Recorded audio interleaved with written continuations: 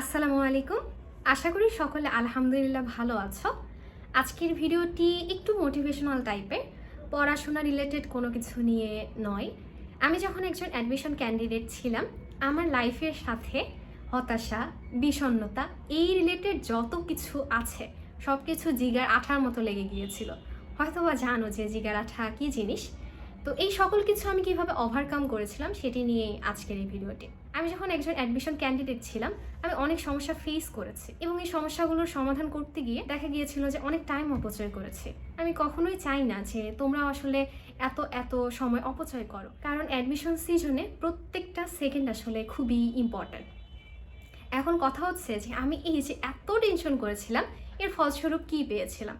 Number 1, dark circle. আমার চোখের নিচে আগের থেকেই ডার্ক সার্কেল ছিল, তবে অ্যাডমিশনের সময় খুব বেশি বেড়ে যায় এবং যেই দেখতো আমাকে সেই বলতো এই মেয়েটা নিশ্চয়ই খুব বেশি টেনশন করে। আমার রাতে তো ঘুম হতোই না, আর আমার ওজন 4 কেজি কমে গিয়েছিল। বুঝতেই পারছো আমার অবস্থা কীরকম ছিল। এখন আমি কীরকমভাবে আসলে সব কিছু গুছিয়ে নিয়েছিলাম, পড়াশোনা করেছিলাম, পড়তে তো হতোই, তাই না? দেখা যেত যে আমার সামনে বই, আমার চোখ দিয়ে টপ টপ করে পানি পড়ছে, কিন্তু তবুও আমি পড়াশোনা চালিয়ে যাচ্ছি। একদিকে দেখা যাচ্ছে আমার ডিপ্রেশন, আরেকদিকে আমার আশা যে আমি পড়ে যাই, আমি চেষ্টা করে যাই। আল্লাহ ভরসা, আল্লাহ যা করবেন অবশ্যই আমার ভালোর জন্য করবেন, আমার ভাগ্যে যা আছে তাই তো হবে। এই দুটো জিনিস একসাথে ফাইট করতো এবং দেখা যেত দ্বিতীয় জিনিসটা অবশ্যই জিতে যেত।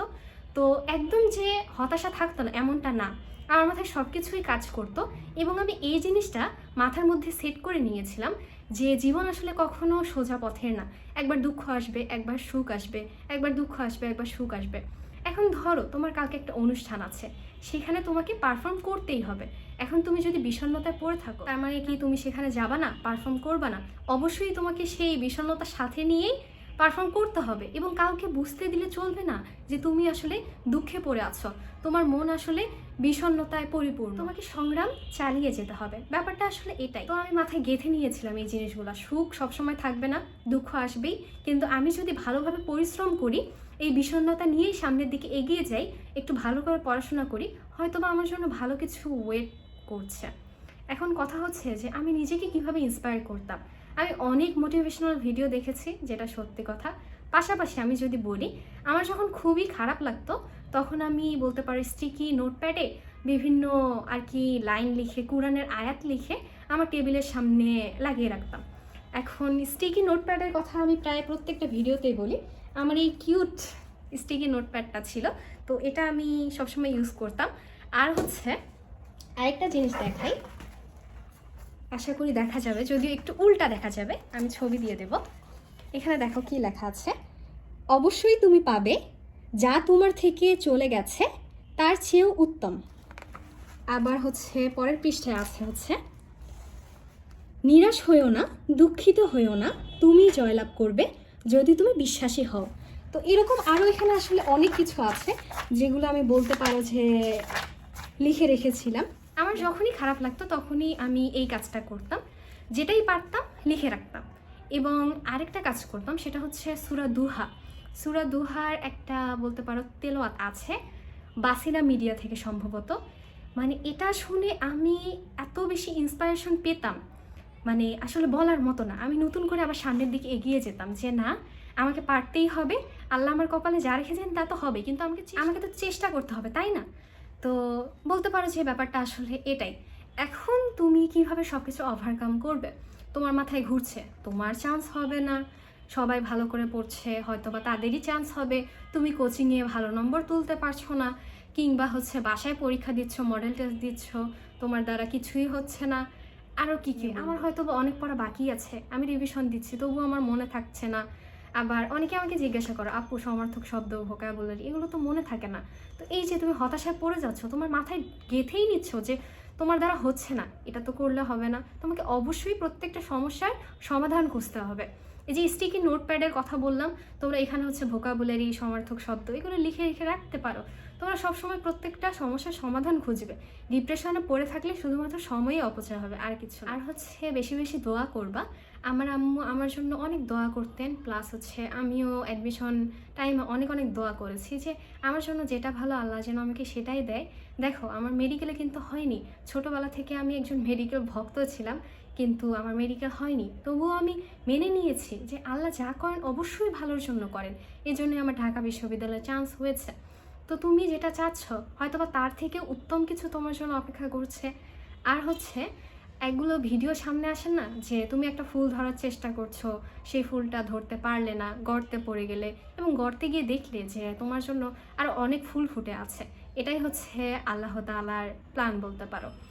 এখন মোটিভেশন বলতে অনেকের কাছে বলতে পারো এই জিনিসটা সস্তা ভাওতাবাজি মনে হয়, কিন্তু আমি যদি আমার কথা বলি, আমি অ্যাডমিশন টাইমে অনেক মোটিভেশনাল ভিডিও দেখেছিলাম। এমনকি আমার যেহেতু স্বপ্ন ছিল ডিএমসি ক্র্যাক করার, তো দেখা গিয়েছিল আমি সবসময় ডিএমসির ভিডিও দেখতাম এবং আমার চোখ দিয়ে টপ টপ করে পানি পড়তো যে আমি আসলেই কি পারবো।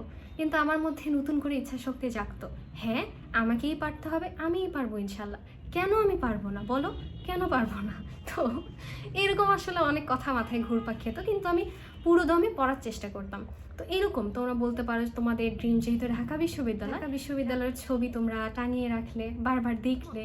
এখন কথা হচ্ছে যে সবসময় আল্লাহর উপর বিশ্বাস রাখবে। আল্লাহ যা করবে ভালোর জন্য করবে, তুমি শুধু তোমার চেষ্টাটা করতে পারো। এটাই হচ্ছে আজকে বলতে পারো সব কথার এক কথা। এখন এটা মাথায় নিয়েই সামনের দিকে এগিয়ে যাও। এখন হতাশায় পড়ে থেকে নিজের সময় অপচয় করো না। প্রত্যেকটা সেকেন্ডই খুব খুব খুব বেশি ইম্পর্ট্যান্ট।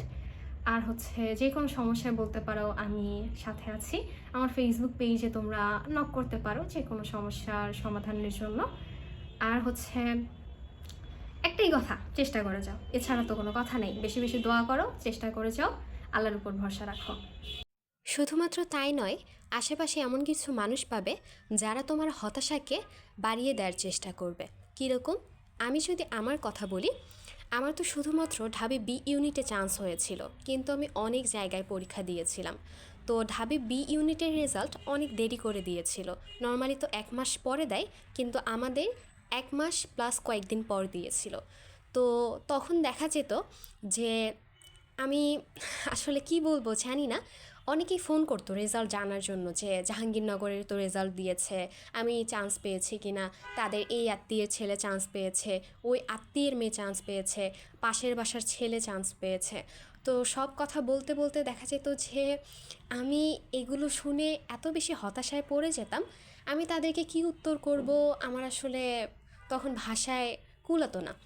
কিন্তু এই যে আমার হতাশার পরিমাণ এত বেশি পরিমাণে বেড়ে যেত, আমি তোমাদেরকে বলে বোঝাতে পারবো না। কিন্তু আমি তখন কিভাবে নিজেকে শক্ত করেছিলাম, আমি শুধু ভাবতাম যে আল্লাহ অবশ্যই আমার জন্য একটা বেস প্ল্যান করে রেখেছেন। হয়তোবা এখানে হয়নি তো কী হয়েছে, সবখানে হয়নি তো কী হয়েছে, আমার জন্য অবশ্যই ভালো কিছু অপেক্ষা করছে। এজন্যই আমি সব কথা শুনতাম, আমার কানে পড়তো না এমনটা না, আমার দেখা যেত অনেক বেশি হতাশ লাগতো, কিন্তু আমি সব কিছু সাথে নিয়েই আবার পড়াশোনা শুরু করতাম যে আমি দেখিয়ে দেব, আমিই পারবো, আল্লাহ আমার জন্য অবশ্যই ভালো কিছু পরিকল্পনা করে রেখেছেন, আমি শুধু আমার চেষ্টাটা করে যাই। হাতে যতটুকুই সময় আছে চেষ্টা করে যাও। তোমার হতাশ লাগুক, বিষণ্ণতায় পড়ে থাকো, সব মিলিয়ে চেষ্টাটা ছেড়ো না। অন্তত যতটুকু পারো নিজের বেস্টটা দাও এবং সব কিছুর জন্য আল্লাহর উপর ভরসা রাখো। আমি আজকে একই কথা বারবার বলেছি, কিন্তু বলতে পারো যে এই সকল কথাই আমাকে আমার অ্যাডমিশনের সময় হেল্প করেছিল। এজন্যই তোমাদের সাথে সকল কিছু শেয়ার করা। আশা করি তোমরা উপকৃত হয়েছো। ভালো থেকো, সুস্থ থেকো, আল্লাহ হাফেজ।